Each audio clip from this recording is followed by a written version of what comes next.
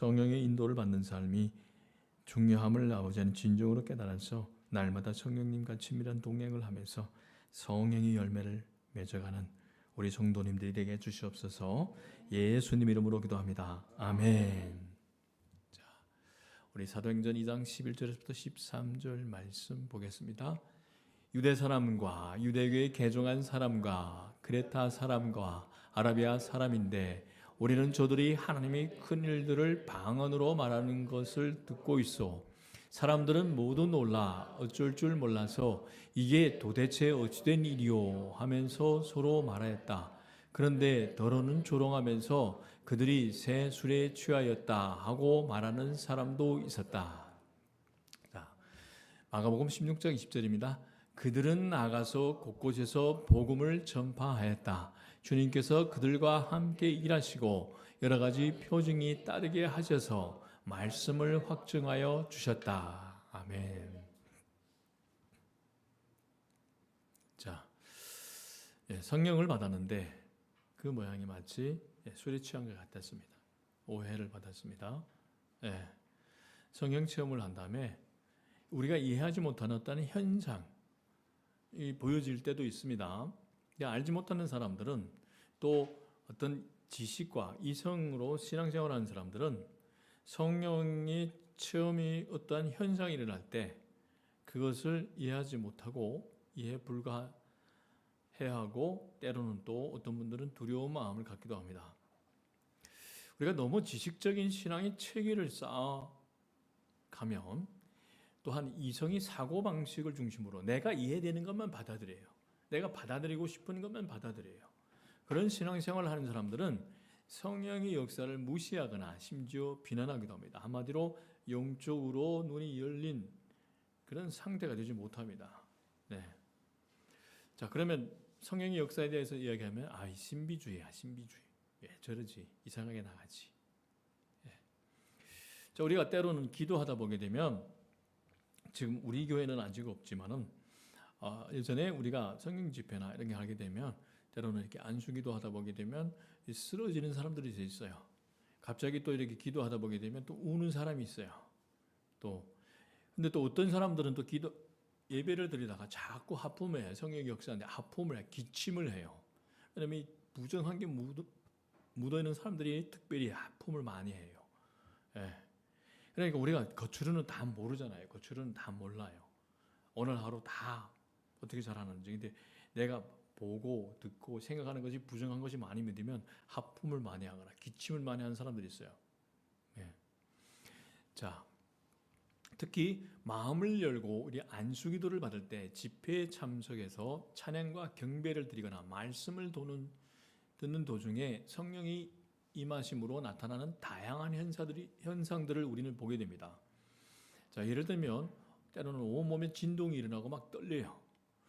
떨고 싶지 않은데 자꾸 이렇게 떨려요. 막 떨려요. 자, 그리고 또 심한 기침을 해요. 아까 이야기했지만 부정한 것이 많거나 어떤 이런 묶임이 있거나 속에 이런 더러운 것들이 나올 때 하품하거나 기침하는 경우가 많습니다. 자, 그리고 갑자기 또 수천 볼트의 전기가 지나가는 것처럼 팔이 막 진동하는 감전된 것처럼 뜨거운 게 있어. 손이 그냥 엄청 막 뜨거워나. 손바닥이 막 뜨거워나고 자신이 의도와 상관없이 어떤 사람들은 나는 창피한데 하품을 하고 싶지 않아. 근데 하품을 계속 해요. 그게 특별히 두 가지 현상은 하품을 많이 하거나 기침을 많이 하는 사람들은 이 부정한 것들, 접촉한 것들 많을 경우 그게 많이 나와요. 그럴 때는 창피한데 이러지 말고 자꾸 토해내야 됩니다. 처음에 저도 왜래요? 처음에 저도 많이 했어요. 기침하거나 하품하거나 이런 게 있잖아요. 예전에 부정한 것들이 예전에 이런 쓴뿌리 그럴 때 엄청나게 아예 그냥 한 박스 이렇게 휴지 한 박스 놓고 우리 처음에는 옛날에 기도할 때는 그랬어요. 기도원에 가게 되면 아시는 원장님이나 그런 데가 있게 되면 휴지 한 박스 갖다 줘요. 갈 때까지 이거 다 써. 이렇게 기도해요. 기도하면서 기도 한 시간 이상씩 들어가게 되면 막 눈물이 나오고 기침이 나오고 가래가 나오고 하면서 이 부정한 것들이 이 삶 속에서 성령님이 우리 보게 해요. 생각으로 또는 우리가 행동으로, 언어적으로, 예, 거짓 영에 붙들렸던 거, 음란의 영에 붙들렸던 거 이런 거 다 토해내게 기침하고 다 모든 걸. 예. 그래서 이런 때로는 또 그 하나님이 그 정말 사랑의 터치를 받을 때는 주체할 수 없어도 웃어요. 감사해. 너무 감사해. 고마워. 하나님이 나를 이렇게 사랑하는구나. 예. 하나님의 눈에는 내가 이렇게 이뻐 보이는구나. 이런 다양한 현상이 나타날 수 있습니다. 자, 그렇다면 이런 현상이 나타날 때 실제로 우리는 어떤 체험을 하게 될까? 자, 여기서 우리가 한 가지 명심해야 될 것은 보여지는 현상과 체험은 반드시 비례하는 게 아니라는 겁니다. 야, 저 사람, 내 눈에 봤을 때는 저 사람은 어마어마한 것 같아. 그게 아니라는 거예요. 보여지는 것하고 그게 다르다는 거예요. 예를 들면, 어떤 사람은 산업목전학을 보게 되면 예전에 많았습니다. 그 성령의 안식이라고 저희들이 그 훈련 받을 때는 우리는 그 주변에서 한 사람이 저희 그 전도사 사에 갈 때는 부목사가 안수할 때는 한 사람이 다 붙어요. 그리고 이제 탄자를 가지고 탄자 옆에 쌓아둬요. 그러면 넘어져. 그러면 그 사람을 이렇게 받쳐놓고 또 덮어놓고 이러는 경우가 많았어요.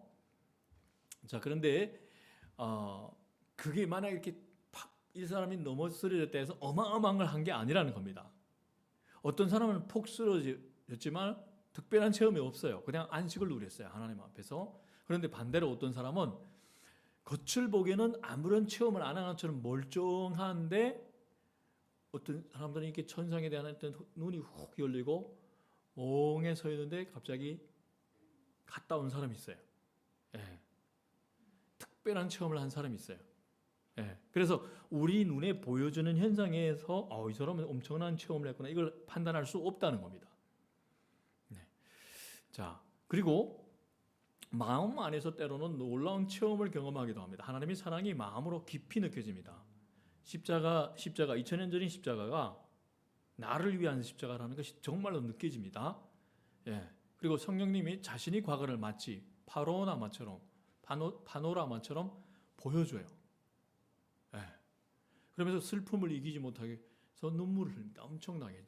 제가 처음에 그럴 때 예수님이 저를 위해서 울면서 기도하는 게 보여져서 얼마나 통곡했는지 몰라요. 예. 미처 때로는 또 기도하다가 미처 깨닫지 못한 죄가 생각납니다. 아무에게 어떠한 상처를 준 게 생각나요. 그럼 그걸 가지고 회개해요. 떠오르면 내가 회개시켜요.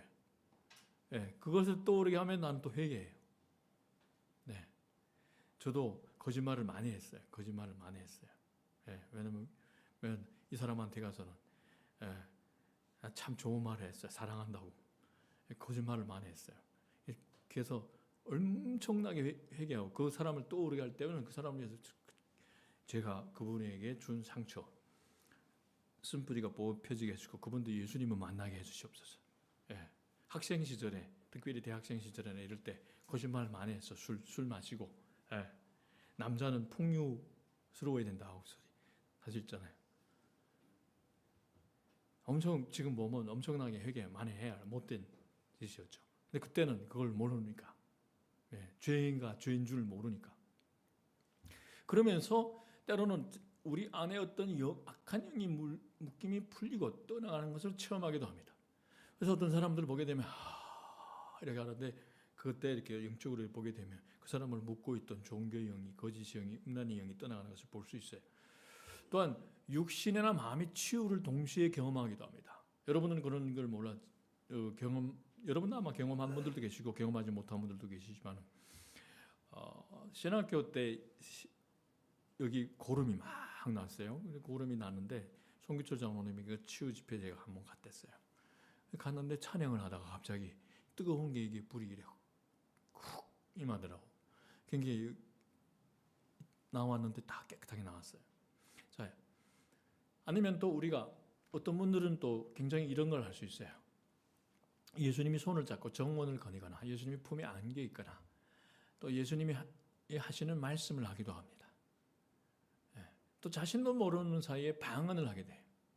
저도 방언을 할 때 기도원 2번 그냥 올라갔다 왔어요. 기도원 같이 따라가서 기도원 따라 올라가는데 처음에는 못 모르고 따라 올라가는데 저는 한 5분 10분 기도하고 그 다음에 나가서 노는 줄 알았어요. 근데 계속 기도하더라고. 그래서 졸고 졸다가 겨우 내려왔는데 또 그 우연한 계기에 한번 올라갔는데 5분 하고 나니까 또 안 돼. 오늘은 10분 해야 되겠다. 저기 그때 그 시계를 놓고서 기도했어요. 근데 10분 지나는데 갑자기 해가 이렇게 굴러지기 시작하면서 방언이 터지기 시작했어요. 예. 하나님이 저를 더 기도해라고, 더 기도의 깊은 속으로 끌고 가라고. 또 때로는 환상을 보거나 또 자기 의지나 생각과 상관없는 말로 선포하기도 합니다. 예. 어떨 때는 이렇게 이야기할 때, 특히 거북한 말을 할 때, 찔리는 말을 할 때, 사실 저는 말하고 싶지 않아요. 다 듣고 듣기 좋은 말을 하고 싶어요. 그런데 어떨 때는 이야기하게 해요. 해가 이렇게 내 주체가 안 되게 굴러가게 해요. 사실 우리는 수많은 현상과 체험들에 대해 별로 아는 바가 사실 없어요. 여기저기 이 사람이 다 소위 많이 경험했다는, 사실 그 경험자들을 바탕이라서 주워들어요. 그런데 대부분 성경적이지 못해요. 그 사람의 경험을 바탕으로 한. 그런데 엄연하게 보게 되면 어떻게 보면 샤머니즘, 그러니까 우리가 어떤 미신적인 그런 걸 바탕으로 해석하는 경우가 많아요. 모든 이런 체험과 현상들은 성경이 렌즈를 대고 봐야 합니다. 자, 물론 체험이나 현상 그 자체가 중요한 것은 아닙니다. 그러나 그 체험과 현상이 성령님이 자신과 함께 하셨음을 나타내주는 사인이 된다는 것이 매우 중요합니다. 자, 이런 현상을 통해서 하나님은 우리가 성령님이 나와 함께 계시나, 예수님이 나와 함께 계시나, 이런 걸 조금 의심하거나 좀 흔들릴 때 이런 체험을 통해서 성령님이 우리와 함께 한다는 것, 예수님이 함께 한다는 것을 이런 현상을 통해서 보여줍니다. 확신시켜줍니다. 자, 기독교는 관계의 신앙이에요. 기독교는 체험 신앙입니다. 자, 그런데 우선 체험 신앙이 먼저 되는 것보다는 관계의 신앙이 먼저 돼야 됩니다. 관계, 예수님과의 관계, 그리고 거기에서 체험이 이루어져야 돼요. 자, 삼위일체 하나님을 믿을 뿐만 아니라 그 하나님과 생명적인 관계를 가는 것이 중요합니다. 그래서 우리는 인격적이라고 합니다. 그런데도 너무 많은 사람들이 단지 그 삼위일체 하나님을 믿는데, 그냥 지식적으로 알고 믿는데 만족하는 신앙생활을 하고 있어요. 자, 마찬가지로 진리 말씀을 믿는 것은 정말 중요하지만 그것은 끝이 아니에요. 말씀을 믿는 믿음을 통해 그 말씀이 경험이 되어야 돼요. 이거는 말하면 말씀에 내가 부딪히고 그 말씀이 살아있다는 것이 나에게 경험되어야 돼. 단지 우리가 말씀을 믿어야지 내가 믿어야 돼, 하나님 말씀이니까, 목사님이 하나님이 말씀이랬어, 어느 집사님이 하나님이 말씀이랬어, 믿기만 하면 그 말씀은 그냥 지적인 유희로 끝나요. 게임으로 끝나버려요. 알고 있는 것으로. 그 말씀은 내 삶에 별로 터치도 없어, 변화를, 어떤 영향력도 못 끼쳐. 우리는 처음에는 우리가 이렇게 지식적으로 예수님에 대해서 알아가는 시간을 갖는데 그 지적인 믿음에서 한 걸음 더 나아가야 합니다. 말씀이 깊은 곳으로 나아가야 돼요. 내가 직접 말씀에 부딪혀야 돼. 내 삶을 가지고 부딪혀야 돼. 내 삶을 그 말씀이 깊은 곳에 던져버려야 돼. 그 말씀이 살아 역사하셔서 내 마음에 풀어져야 그것이 체험이 됩니다. 그런 의미에서 기독교는 신앙이고 체험 신앙이라고 할 수 있다, 이 말입니다. 자, 성경의 말씀은 진리입니다. 절대 진리예요. 이거는 그냥 진리가 아니에요. 절대 진리입니다. 그러나 우리 가운데 일어나는 경험 혹은 체험 혹은 표징이 그 말씀이 증거라는 사실 또한 우리는 기억할 필요가 있습니다. 마가복음 16장 오늘 20절에 보게 되면 그들은 나가서, 자, 이 진리를 경험했어요. 자, 진리가 나의 전부가 됐어요. 결론이 됐어요. 내 삶이 기록된 말씀이 아니라 예수 그리스도시고 말씀이 곧 하나님이시기 때문이에요. 자, 그러면 이 말씀을 읽을 때 매일 억지로 분량을 읽어서 이렇게 하는 게 아니라 하나님을 대하듯 하나님 앞에 서 있는 것처럼 이 말씀이 나에게 주는 거예요. 이 말씀이 곧 하나님이고 이 말씀이 곧 예수님이고, 이런 자세로 읽어야 이 말씀이 나에게 실제가 되는 거예요. 경험이 되는 겁니다. 찔림이 있는 거예요. 자, 그래서 고린도전서 4장 20절에는, 자, 우리가 함께 읽읍시다. 하나님 나라는 말이 있지 아니하고 능력이 있습니다. 능력이 있습니다. 자, 제가 이런 농담도 있습니다. 부정적인 건데, 목사를 한강에 빠져놨더니만 뜨는 게 뭐가 뜰까요? 입만 떠야. 이런 농담도 있어요. 네. 자, 이 주로 교사들을 저 물에다 던지면 어디가 떠요? 입이 떠요. 자, 이거는 좀 풍자적인 겁니다. 풍자적인. 자, 교인들을 한강에다 던지면 뭐가 뜹니까? 입이 떠요. 사랑합니다. 형제님, 자매님, 사랑합니다. 오늘 너무 정말 센스 있게 옷차림 이뻐요. 뭐 이런 가식. 저는 여러 번 이야기했지만 처음에 제가 교회 나갈 때 우리가 지하교회, 가정교회를 숨어서 하던 사람들인데 여기 오니까 십자가 빨간불이 가득하다니까 막 환영해주고 이러니까 사랑합니다. 임재님 이러니까 나 정말 사랑하는 줄 알고 찾아가는데 일자리 달라고 사랑한다며. 저 사람 날 사랑한대. 근데 영 부담스러워하더라고. 짜증내하더라고. 교회에서 환영한다고 사랑한다 했는데 진짜 사랑한 줄 알고 우리 직장을 찾아오면 어떻게 해요? 자, 하나님의 나라는 말에 있지 않고 능력이 있습니다. 능력에. 자, 이 말씀이 살아있다면 그 말씀에 따르는 실체가 내 삶 가운데 나타나야 한다는 뜻이에요. 자, 사랑한다면 진짜 사랑하는 거예요. 사도 바울은 경건의 모양은 있지만 경건의 능력은 부인하는 자들에게서 돌아서야 한다 했어요. 자, 우리가 말을 많이 하고 또 그럴듯하게 말하더라도 그 말씀대로 살지 않고 그 말씀을 증거하는 실체가 나타나지 않는다면 그 말씀은 아무것도 아니고 단지 지식에 불과할 뿐이에요. 우리가 어느 교회 장로요, 어느 교회 권사요 이래 하다가도 그들이 삶하고 가까이 하는데 이 말씀하고 신앙은 따로 가는 분들이야. 그럼 멀리 해야 돼. 계속 같이 있으면 그 부정이 나한테 붙어. 그리고 그 부정적인 게 나의 신앙을 부정하게 갉아먹어요. 아무리 나도 목회자라도 마찬가지예요. 부정한 게 자꾸 그러게 되면 아예 차단시켜버려요. 네. 예수를 사랑하지 않으면. 자, 말씀은 살아있는 말씀이 되어야 합니다. 말씀은 성령이 조명하심으로 생명의 말씀, 능력의 말씀이 되어야 합니다. 말씀에 따르는 체험, 말씀에 따르는 실체가 나타나야만 하지만 체험이나 현상으로 말씀을 증거하려는 잘못을 범해서는 안 됩니다. 옛날에 기도원이나 이런 데 가게 되면 저도 신비한 능력을 다 받기 위해서 자,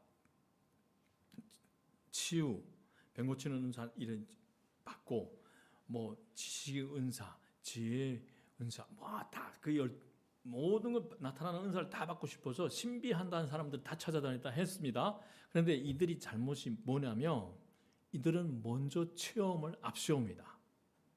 그 체험을 하지 못하면 마치 그 엄청난 그 낙오자처럼. 그런데 아닙니다. 말씀이 먼저 돼야 됩니다. 말씀이 먼저. 말씀에 대한 이해가, 예수님에 대한 이해가.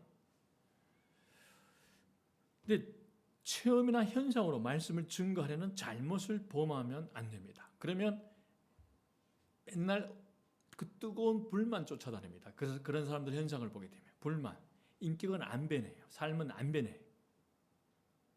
내가 체험했기 때문에 성경 말씀이 진리라고 말한다면 체험이 달라지면 성경의 말씀도 바뀌어야 해요. 근데 아닙니다. 성경의 말씀은 하나님의 말씀이에요. 변하지 않아요. 불변하는 말씀이에요.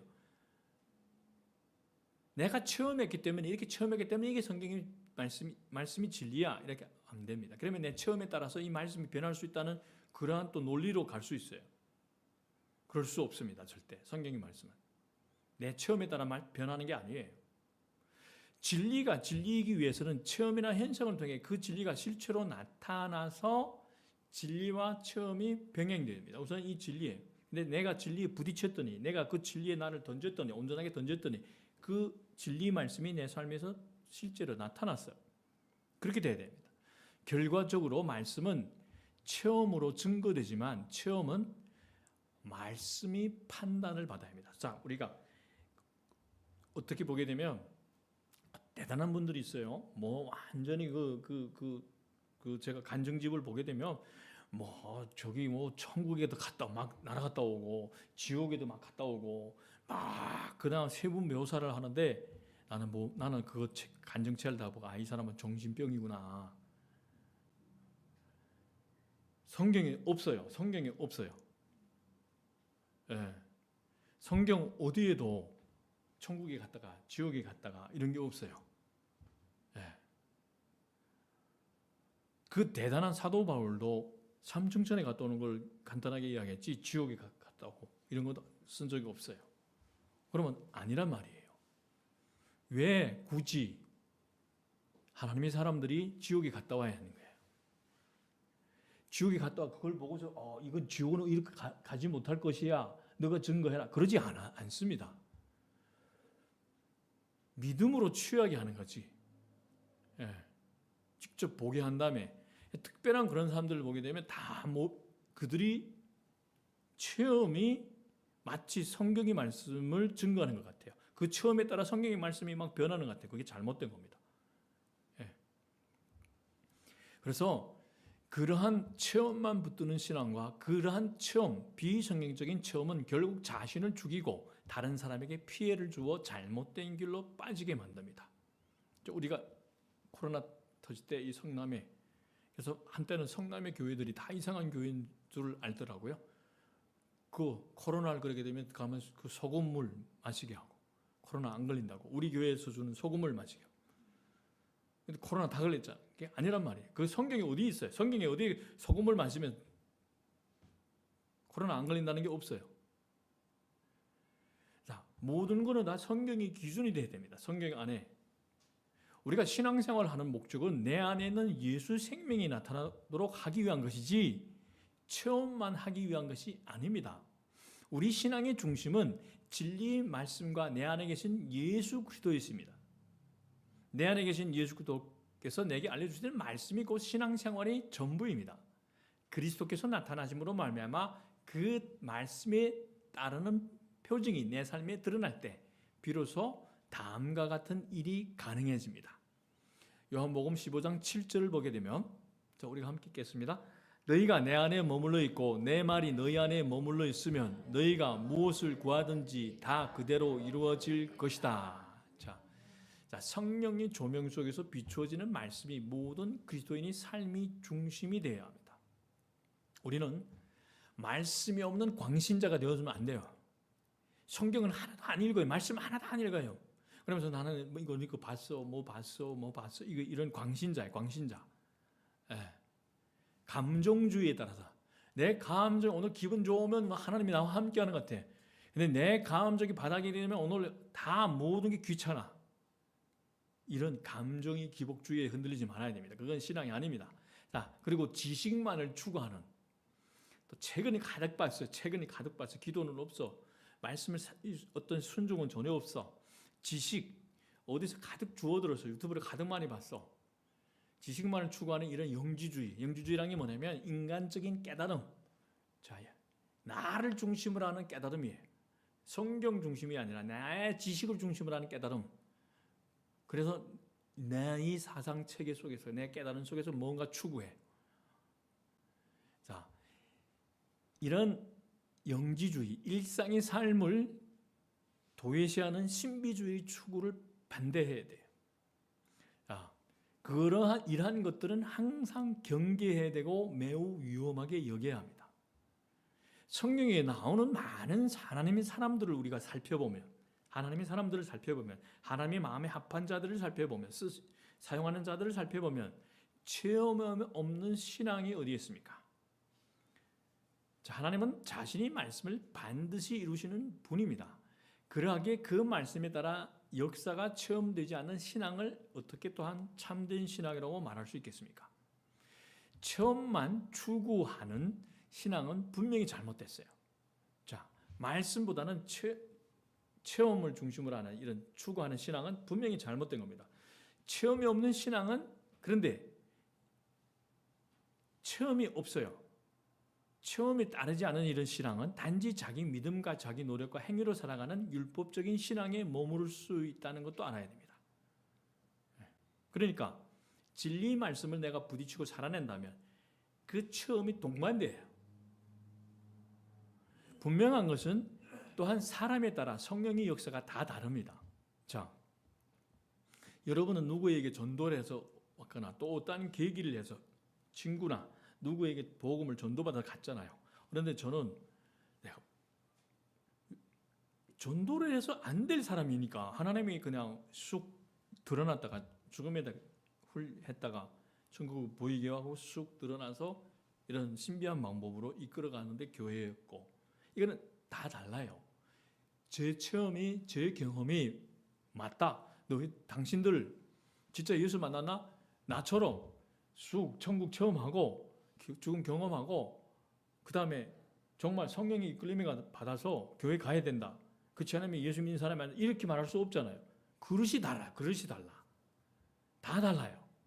그렇기 때문에 누구의 체험이 아니에요. 맞다. 오직 성경의 말씀이 절대적이에요. 체험은 다릅니다. 한 번이 놀라운, 그런데 각자에 따라서 한 번이 놀라운 체험이 어떤 사람의 인생을 뒤바꿔 놓을 수는 있습니다. 그리고 그 체험이 지속적인 효과를 끼치기도 합니다. 그런데 반면에 어떤 사람은 한 번의 체험으로 끝나버리고 기억 저편으로 묻어두는 사람들이 얼마든지 있습니다. 제가 아는 몇몇 분들 언제 만나면 늘 이야기해요. 나 저기 천국에 갔다 왔어. 그런데 삶은 엉망이에요. 갈수록 엉망이에요. 그게 아니란 말이에요. 그러나 많은 이들이 예수님을 만난 이후부터 그 인생이 놀랍게 변화되는 것을 볼 수 있습니다. 자, 그러면 이 진리를 근거한 체험을 경험한 사람들은 뭐로 연결됩니까? 변화로 연결됩니다. 정말 성경적인 말씀의 근거에서 그 말씀에 나를 던졌을 때, 그 말씀에 내 인생의 전부를 던졌을 때, 그 말씀과 내가 격렬하게 삶이 부딪힐 때 일어나는 이런 경험, 체험, 그런 거 한 것들은 분명히 내 삶을 변화시킵니다. 자, 저 역시 그 중에 한 명이에요. 우리 집사람이 아마 제 변화를 가장 많이 피부로 느꼈을 거예요. 자, 저는 주님이 저를 찾아오셔서 저를 만나준 그 기억을 잊을 수 없고, 바로 그 기억과 체험 때문에 그 어떤 고난과 환난 속에서도 사실 여러분이 각자 우리는 이렇게 힘듭니다. 이렇게 힘들게 살고 있어요. 사실 이 땅에 떨어져서부터 순탄한 길을 걸어본 적은 없어요. 다들 보게 되면 신학교 생활을 했다는데 외국에서 온 사람들 보게 되면 장학금 다 받고 일도 안 했어. 다 순탄하게 있잖아요. 생활비 보장받고 뭐 이런 거 받고. 우리는 30만 원 결혼했는데도 30만 원 받고. 똑같이 여기 신학생들하고. 순탄하지 않았어요. 뭐 하나 해결되는가 하면 또 한 사람이 쓰러지고, 또 뭐 한가될까 하면 아버지가 쓰러졌다가 돌아가시고, 또 하나가 하면 어머니가 또 쓰러지고, 또 그러는가 하면 또 아이가 쓰러지고. 순탄하지 않았어요. 그런데 이 진정한 예수님과의 이 만남이 사실 왜서 여러분도 돈을 좋아하는데 왜서 저를 안 좋아하겠어요? 가고 싶었죠. 유혹이 있고 여러 가지 그런 게 있고. 그런데 이 예수님과의 이 진한 만남이, 진짜 만남이 이런 유혹과 미혹 속에서 지켜주는 거예요. 가면 안 돼. 주님이 원하는 그 길 가야 돼. 주의 종의 그 길을 가야 돼. 사명자의 그 길을 가야 돼. 그래서 지금까지 걸어오는 거예요. 오늘날 우리 삶은 이성적이고 합리적이고 과학적인 관점에서 모든 것을 이해하려는 사조가 있습니다. 특별히 젊은 세대들, 특별히 많은 이런 인터넷에 노출된 세대들, 이러한 인본주의적인 생각에 사로잡혀 성령의 역사를 부정적으로 바라보거나 이야기하게 되면, 일단 예언하게 되면 목회자들 아무라 이 진보적인 사상에 세뇌된 사람들 이상하게 바라봐요. 이상하게. 또 아예 사모하지 않게 그걸 막는 사람들도 많습니다. 그러지 마. 이상하게. 이건 뭐야? 우리가 잘 아는 것처럼 제자들에게 오순절 성령이 강림하실 때도 사람들은 그들이 새 술에 취했다고 비난했습니다. 아까 우리 사도행전 2장 그 말씀. 그런 비난은 지금도 마찬가지로 일어나고 있습니다. 물론 소위 성령 운동을 한다고 하는 성경의 진리에 익숙하지 못한, 성경의 진리를 바로 알고 있지 못하는 사람들이 그러한 오해를 가지도록 많이 역할을 한 것은 사실입니다. 여기에 우리가 지나가다 보면 오늘 작은 간판에 무슨 신학교 비인가 신학교들 있잖아요. 이야기해보면 정말 그 기가 막힐 혀를 내두를 정도. 우리 밑에도 있었잖아요. 들어오겠다는데 자기 사람을 끌고 오겠다는데 큰 예배만 드리고 오후 예배 자기는 따로 활동하겠다니까 제가 안 된다고 하니까 그 전날에 하나님 꿈에서 이 사람들 들어오면 교회가, 그래서 뒷조사해보니까 여기 있는 교회를 분련시키는 사람들이었어요. 이 원래 순복음 교회 자리였어요. 그 사람이 담임 목사가 이 월세를 벌기 위해서 택배하는데 자기 막 판단하고 그러면서 사람들이 끌고 나가버렸어. 그 교회가 문 닫게 됐어. 임대라고 써놓은 거예요. 뒷조사하니까 그 사람, 그러니까 안 된다 하니까 3일 후에 어디 가서 안수받았어. 목사라고 불러달라고. 그냥 목사라고 안 부르니까 자기가 열받아서 저기 올라가는 그 골목길에 미용원하고 그 교회로 간다고 하는데 다 그런 사람들 모아놓고 있어. 자,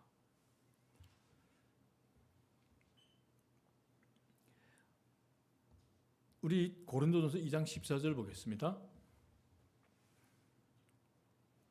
그러나 우리 읽겠습니다. 그러나 자연에 속한 사람은 하나님의 영에 속한 일들을 받아들이지 아니합니다. 그런 사람에게는 이런 일들이 어리석은 일이며 그는 이런 일들을 이해할 수 없습니다. 이런 일들은 영적으로만 분별되기 때문입니다. 자, 자연에 속한 사람, 또 육에 속한 사람. 자, 하나님의 영에 속한 일들을 받아들이지 않습니다. 자, 우리가 아는 교인들, 그리스도인하고 교인은 다르다고 했습니다. 자, 이 자연에 속한 사람들, 육적으로 믿는 사람들, 천국에 간다니까. 영적인 눈이 안목이 열리지 않으면 보여지는 현상만을 보고 판단하기 쉽습니다. 그러나 우리는 그 현상 너머의 본질이 무엇인지를 볼 수 있어야 합니다. 우리가 얼마나 육에 속했는지 코로나가 우리 실체를 드러내지 않았습니까? 마치 교회가 코로나 진원지고 퍼뜨리는 것처럼 세상에 그 미디어가 막 홍보하니까 교회에 나가서 은혜 받았어요. 교회에 나가서 얼마 축복 받았는데 교회에 나오기를 두려워서 떠는 사람들이 얼마나 많았습니까? 결국에는 그 교인이었잖아요. 지성이 발달한 이들은 성령님이 인간의 생각이나 의지에 반하는 일을 결코 시키지 않는다고 생각하고 또 그렇다고 믿기를 원합니다. 그래서 하나님이 시키면 뭐든지 자 찬양할 때나 뭐 할 때는 하나님이 시키면 난 뭐든지 하겠습니다. 기도하지만 막상 주님이 주시는 감동이 내가 원하는 그 답이 아니야. 그러면 내 생각과 의지와 반대되면 이건 하나님이 주신 생각이 아니야. 거절하거나 부정해버려요. 나는 이미 답을 정해놓고 있어. 근데 하나님의 감동이 반대야. 그러면 이거 아니야. 내가 잘못 들었어. 그리고 털어버려요. 자, 우리가 예를 들면 사도행전 10장에 보면 베드로가 오후 3시에 기도하러 지붕 위에 올라갔을 때 하늘에서 큰 보자기가 내려오는 환상을 보는, 거기에 각종 부정한 네발 가진 짐승과 땅에 기는 것과 공중에 나는 것들이 들어있었어요. 자, 하나님께서 베드로에게 일어나서 잡아먹어라 그런 음성을 들려주셨는데 이때 나는 안 줘요? 이때 베드로가 어떻게 했습니까? 그는 주님 그럴 수 없습니다. 저는 속되고 깨끗하지 않은 것을 한 번도 먹어본 적이 없습니다 라고 거절했습니다. 나의 기준과 원칙이 있어요. 나의 생각의 기준과 있어요. 근데 내 생각에 맞아 안 떨어져. 이거 아니야. 주님하고도 이랍니다. 우리가 이처럼 인간이 신앙 기준으로 보면 옳지 않더라도 하나님의 관점에서 볼 때는 당연한 일이 얼마든지 있습니다. 우리가 우리 혼적인 관점이 아니라, 우리 혼적을 할 때는 지식, 이성, 우리 그 생각, 의지. 자, 예수 그리스도 안에는 믿음으로 예수 그리스도 안에서 예수님이 그 시선으로, 그 렌즈로, 믿음의 렌즈로, 예수님을 믿는 믿음의 렌즈로 말씀을 비춰본다면 우리가 선뜻 이해가 되지 않는 것들도 믿음으로 순종할 수 있게 될 것입니다. 정말 저를 그냥 말도 안 되게 그냥 아주 그냥 갈고 놓은 사람 있었어요.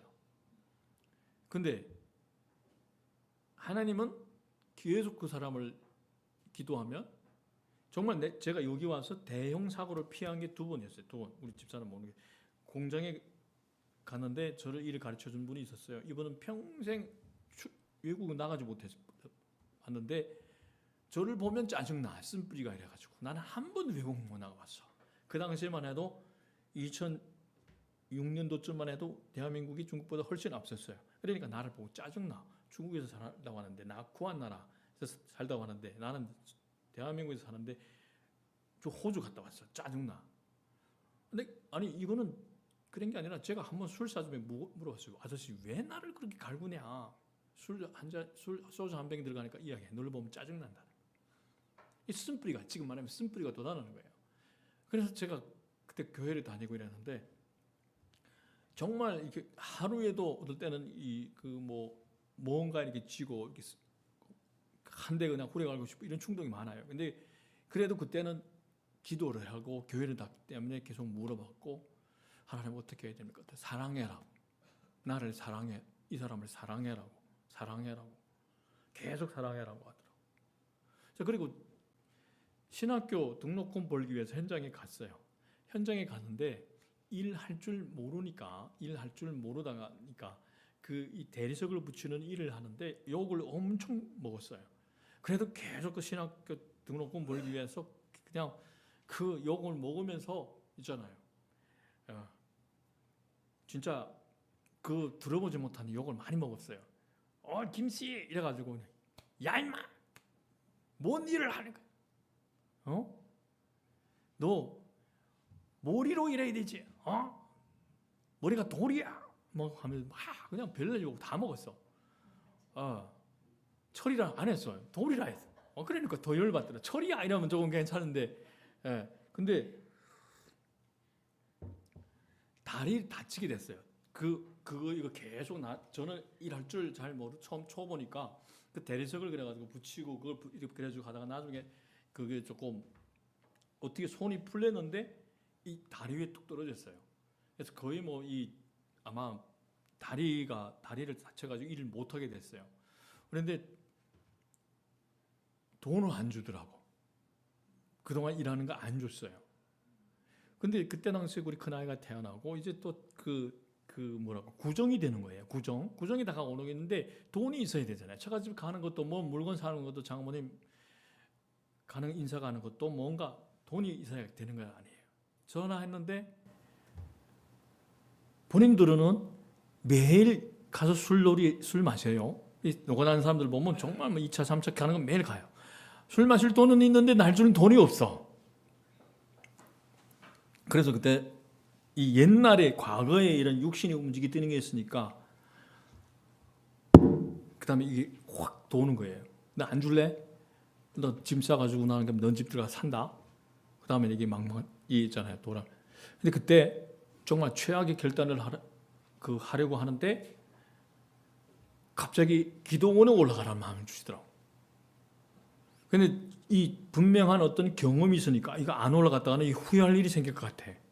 그래서 기도원은 또 올라갔어요. 기도원에 가서 기도했어요. 내 마음은 하나님, 나 진짜 지금까지 욕 먹을 거 다 먹었는데 하나님 보기에도 내가 짐 싸들고 저 인간 집에 들어가서 돈 받을 때까지 먹고 자는 게 맞지 않습니까? 막 이렇게 하나님하고 독대하면서 막 울면서, 하나님 내가 지금 태어나서부터 이런 욕을 어디서 가서 먹었어요? 아버지 정말 귀한 아들로 태어나서 내가 이런 욕을 내가 어디서 먹으면서 자랐습니까? 막 울면서 그랬는데 그때 하나님 용서하라더라고. 또 이렇게 반한다니까요. 성경 용서하래요. 용서. 그래서 1시간 동안 하나님과 논쟁을 했는데 결국엔 하나님을 못 이겼어요. 계속 용서해래요. 똑같은 답을 1시간 주더라고. 용서하라고, 품으라고. 내가 너를 용서한 것 같이 그 사람이 용서해라. 그래서 그래 내가 못 받으면 말고 저 인간이 그냥 예수 만나면 좋겠다. 그러면서 그냥 내려놨어요. 그냥 내려놨는데 이튿날에 전화 왔어. 그래서 전화 오니까 마음을 가라앉히면서 하나님 욕하지 않게 해주시고 예수 사랑으로 품고하고 내가 당신을 용서했습니다 라는 말을 하려고 했는데 돈을 입금했대. 예. 그래서 그때 구정을 보낼 수 있었어요. 제가 만약에 세상의 방법으로 했더라면 서로 다치거나 서로 상처 입는 이런 상황이 같잖아요.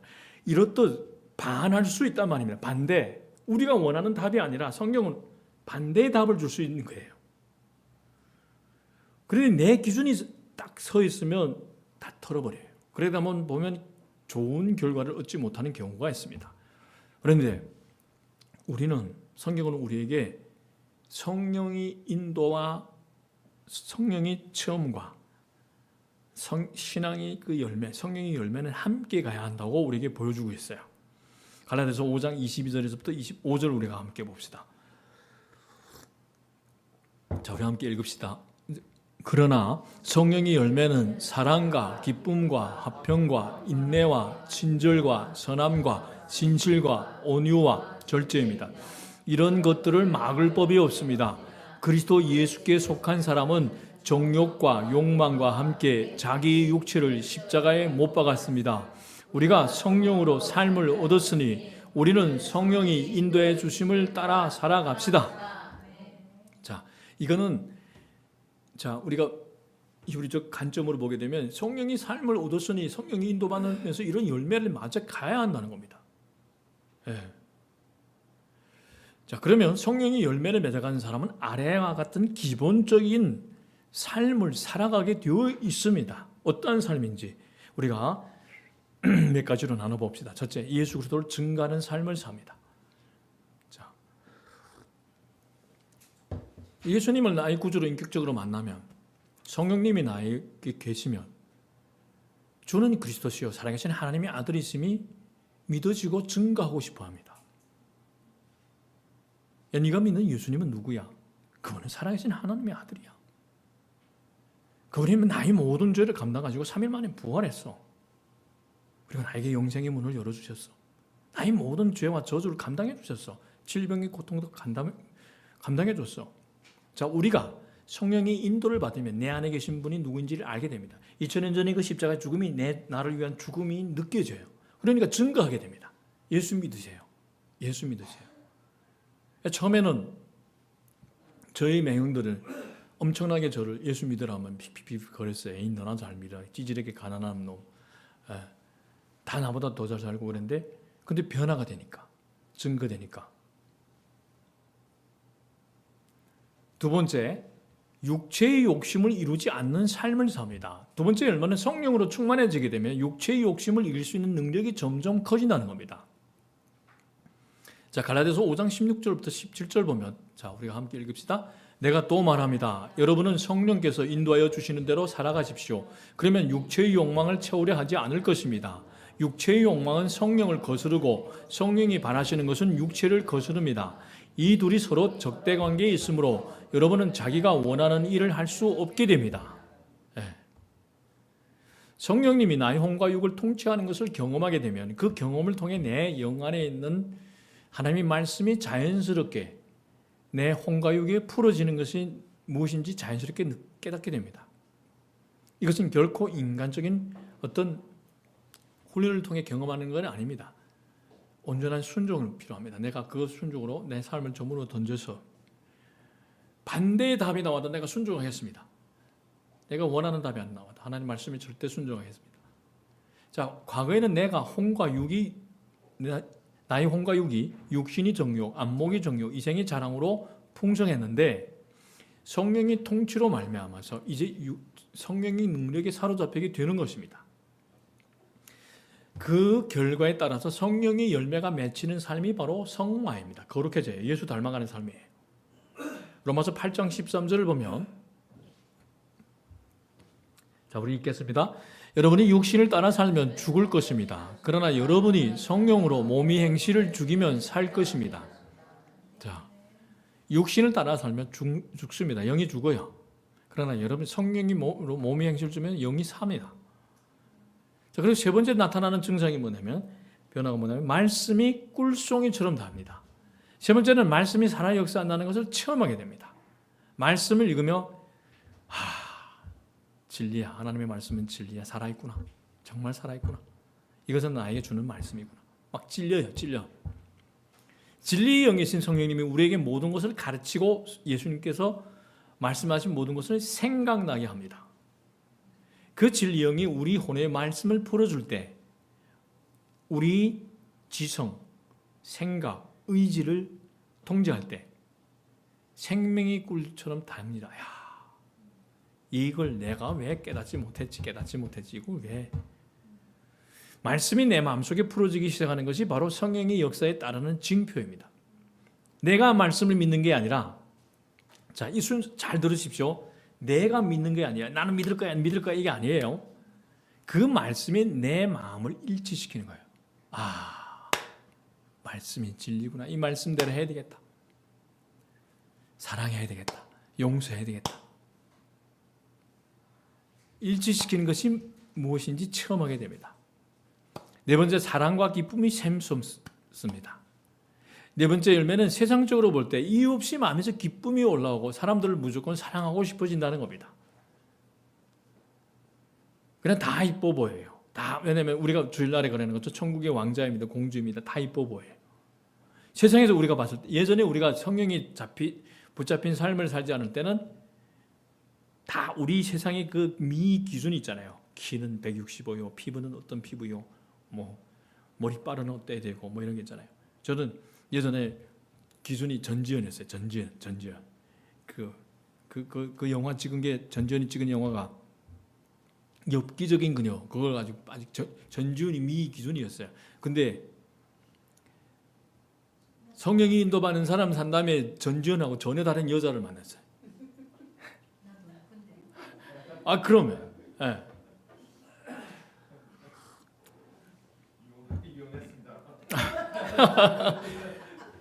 이게 달라지는 겁니다. 무조건 이 기쁨이 다 사랑하고 다 이뻐 보여요. 다 귀한 존재들이고, 이 놀라운 기쁨은 환경에 따라 주는 것이 아니라 우리 영 안에 계시는 하나님의 기쁨이 우리를 통해서 막 나타나는 겁니다.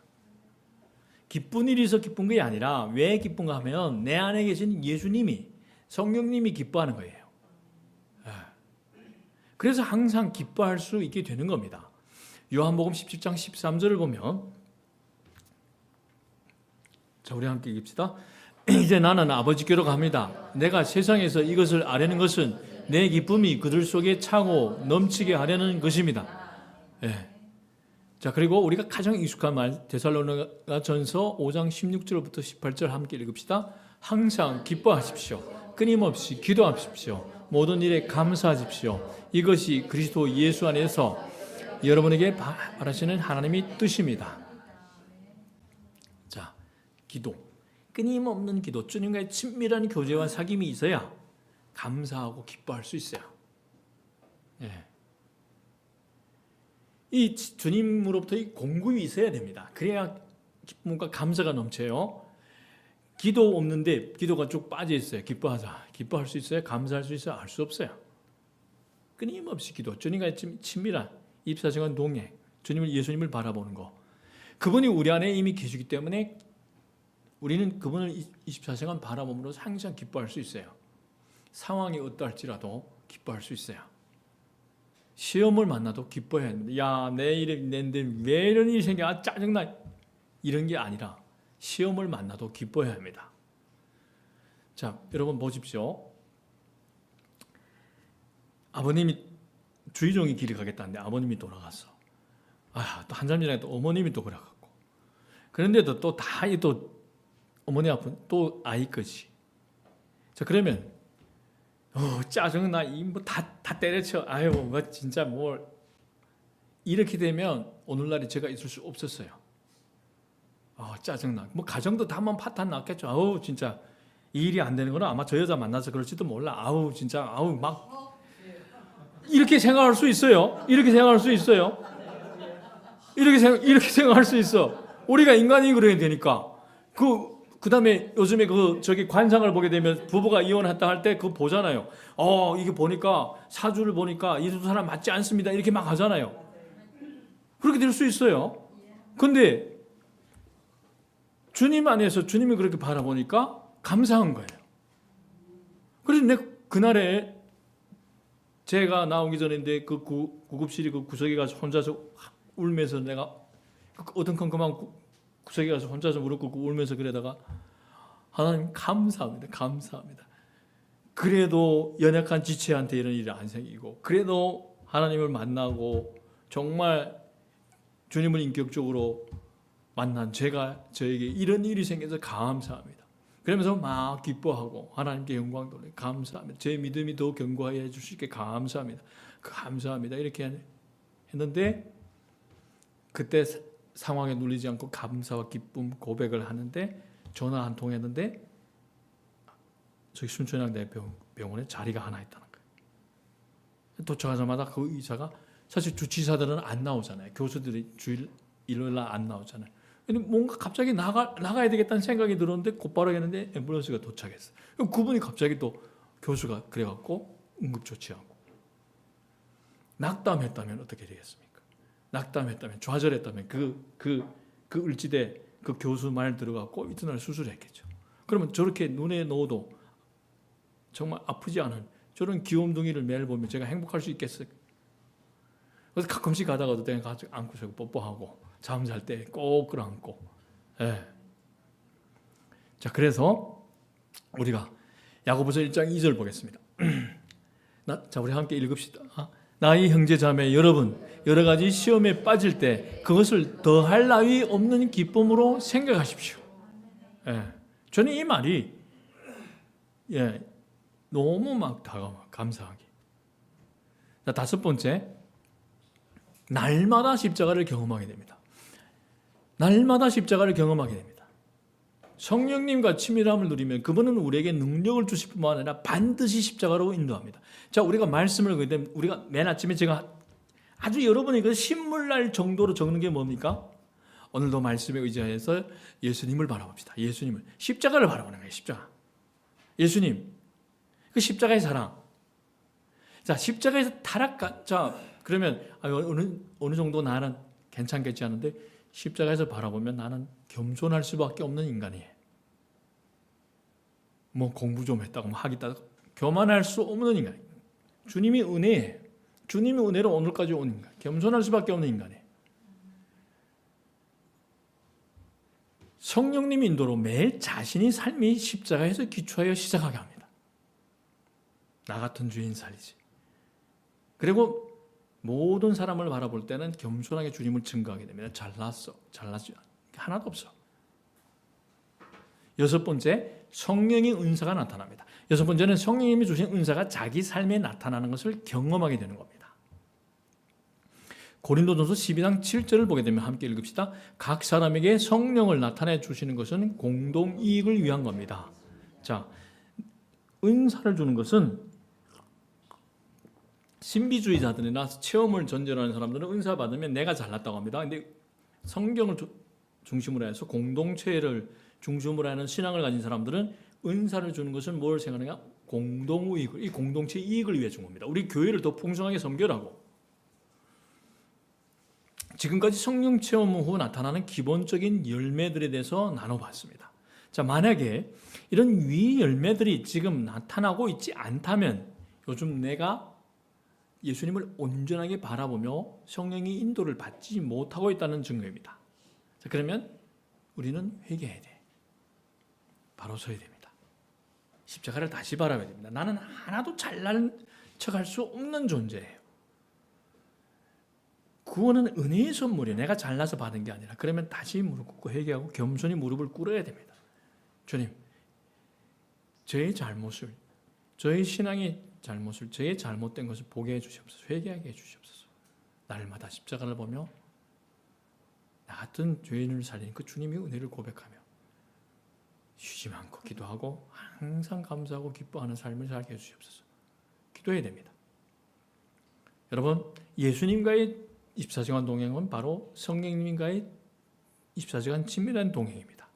그것은 성령이 열매로 나타나게 되었습니다. 오늘 이후로부터 매일 예수님과 성령님과의 친밀한 동행으로 성령이 열매를 맺는다. 이거는 예수 성품을 내가 맺어가는 거예요. 그러면 예수님을 닮아가겠죠. 매일 예수님과의 친밀한 동행으로, 매일 성령님과의 친밀한 동행으로 성령의 열매를 맺으며 예수님을 닮아가는 여러분이 되시기를 주님 이름으로 축복합니다. 아멘. 자, 기도합시다. 사랑의 주님, 이제는 매일 아버지 하나님 말씀에